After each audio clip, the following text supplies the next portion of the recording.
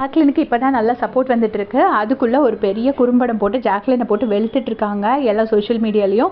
என்ன அப்படின்னு பார்த்தீங்கன்னா, இந்நேரம் உங்களுக்கே தெரிஞ்சிருக்கும். நேற்று வந்துட்டு முத்துக்குமரன் பற்றி ஜாக்லின் ஒரு வார்த்தை விட்டுருப்பாங்க. அதாவது விஜய் சேதுபதி சார் கேட்கும்போது ராணவை வந்து எல்லாரும் பிடிச்சாங்க சார். அருண், விஜய், விஷால், ஜெஃப்ரி 3 பேர் சேர்ந்து பிடிச்சாங்க சார்.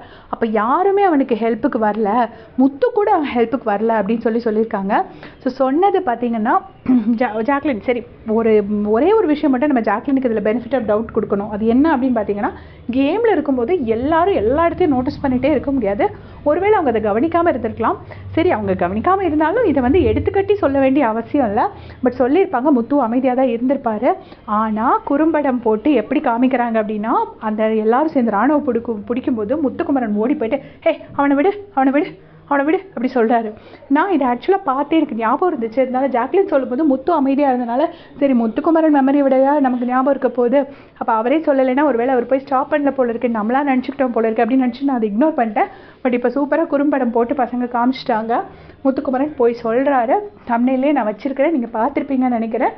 ஸோ அதை பற்றி உங்களுடைய கமெண்ட் சொல்லுங்கள்.